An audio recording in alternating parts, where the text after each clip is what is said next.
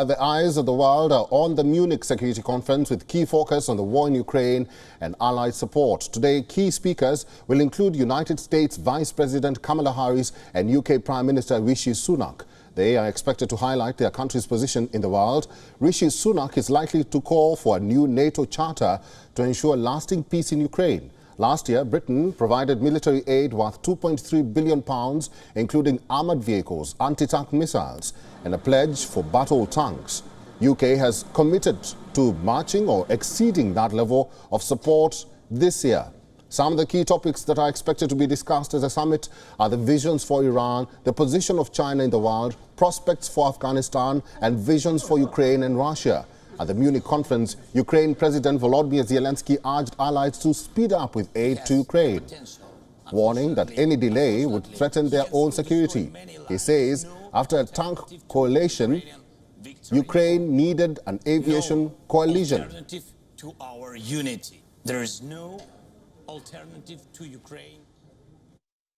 Абсолютно зрозуміло, що він не буде зупинятись Україною, він з'їсть, якщо ми зламаємось, він буде їсти далі всі інші держави і інші держави, які були колись скажімо так, в радянському. On day one of the Munich conference, Olaf Scholz echoed Indian Foreign Minister Jay Shankar's stance. The German Chancellor said Europe must get out of the mindset that Europe's problems are the world's problems, but the world's problems are not Europe's problems. Allies France, Germany and Poland confirmed their continued cooperation in helping Ukraine with its self-defense and strengthening the alliance's eastern flank. Please welcome to the stage Chief International Anchor of... So this is what we can do now. Wir kommen zusammen in einer Zeit, in der Russland die Ukraine überfallen hat, einen furchtbaren Angriffskrieg gestartet hat. Und wir alle zusammen haben in den letzten Wochen und Monaten sehr viel dafür getan, möglich zu machen, dass die Ukraine sich verteidigen kann, dass sie ihre Integrität und Souveränität schützen kann. Nous nous coordonnerons sur également les sujets économiques et d'industrie de défense parce que nous avons à cœur tous les trois, au fond dans ce contexte, de pouvoir protéger notre Europe, de le faire en croyant dans une Europe de la défense qui est une composante non concurrente mais constitutive de la force de l'OTAN. Et nous l'avons aussi montré en renforçant très fortement notre investissement commun dans le flanc est de notre alliance. Bez naszego wsparcia Ukraina się nie obroni. Bez wsparcia wspólnoty Zachodu, państw demokratycznych, Ukraina upadnie, zostanie zdobyta przez Rosję, zostanie pokonana przez Rosję i nie będzie pokoju na świecie, bo ja nie mam wątpliwości, że Rosja się na Ukrainie nie zatrzyma. W związku z powyższym nie ma innego wyjścia, tylko musimy wspierać Ukrainę ze wszystkich sił. Dziękuję za to wsparcie i panu kanclerzowi, i panu prezydentowi, bo ono jest przekazywane i z Niemiec, i z Francji. Tego wsparcia z Zachodu potrzebne jest jeszcze więcej. Potrzeba nam zacieśnienia więzi jeszcze mocniej, także w ramach wspólnoty transatlantyckiej. Our correspondent Anas Malik is now joining us live from Munich. Anas Malik, good to see you. We did expect that the US Vice President Kamala Harris and UK Prime Minister Rishi Sunak will be addressing the conference today. What are some of the deliberations that have happened today in Munich? Well, broadly speaking, day one was more focused on climate change and Ukraine. That is what the focus of the day one was, because we understand that the Ukraine crisis dominated the course of the conversations yesterday. In fact, President Zelensky making a virtual address, talking about those tanks, talking about the need of a renewed arsenal, talking about the need of weapon supplies.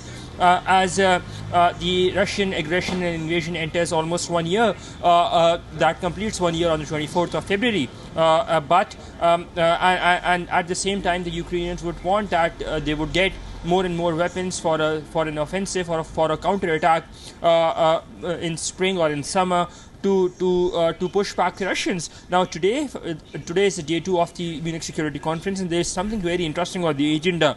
You've got the Prime Minister of Namibia, you've got the Vice President of Colombia, they're speaking, then the Secretary of Foreign Affairs of Philippines, and then the Prime Minister of the United Kingdom, Rishi Sunak, the Vice President of the United States, Kamala Harris.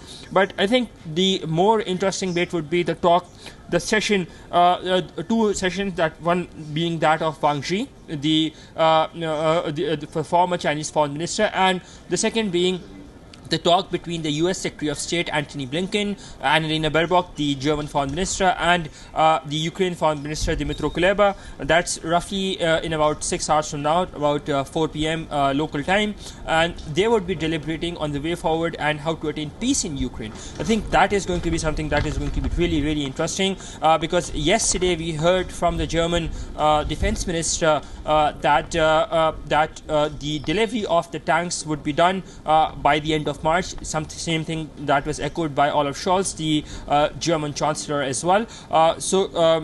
Today as well, we're expecting that the course of the conversation can be dominated by Ukraine, but with the talk by the Chinese former foreign minister Wang Yi, who is currently a top-ranking diplomat or a top-ranking official of the Chinese Communist Party, we might just see the conversation swaying away towards climate change. There's also a session on Afghanistan and how the Taliban takeover has been and its impact. So all in all, it's a packed day here in Munich.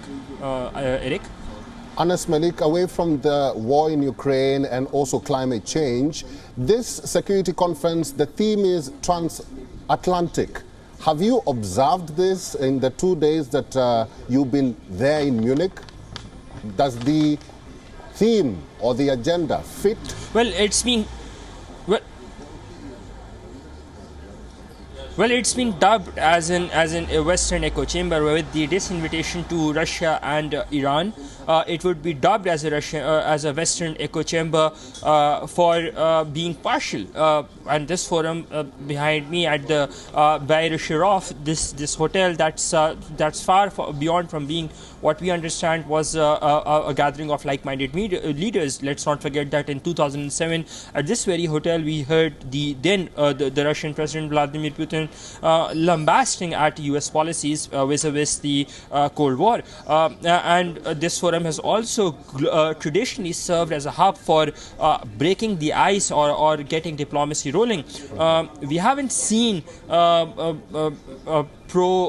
what we say is the other side being talked about very much. But the other interesting bit over here, Eric, is the fact that the presence of both the Chinese top diplomat or the former foreign minister Wang Yi and the US Secretary of State, they're the elephant in the room, coming in the backdrop of the spy balloon saga, or the alleged Chinese spy balloon saga, with the cancelled visit of Secretary Blinken to China in the early week of February. In case if there is an interaction at all or not, either way it would become news, and it would basically go on to set the tone that how do relations between these two world powers they proceed going forward. Eric?